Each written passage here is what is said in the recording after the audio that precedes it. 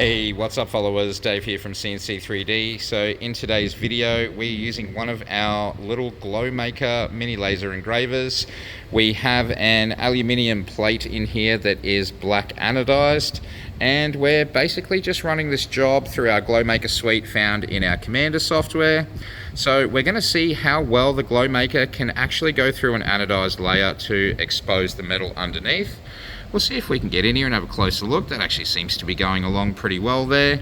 So at the moment, our current elapsed time is at 21 minutes. We're going to run a couple of experiments and see how quickly we can actually do this.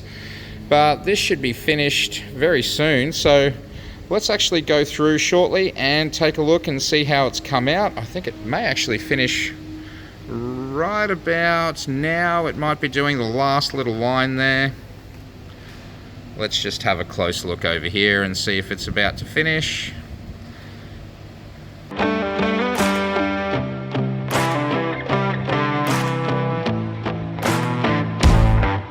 Just doing its last pass there now.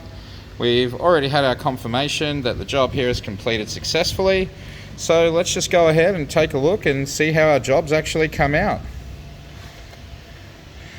Alright, that's actually looking pretty good. We've got a nice clear QR code on there, and that is not looking too bad at all. So there you go, the GlowMaker can actually engrave onto an anodized surface and can allow that metal to basically come through, and that actually looks really good.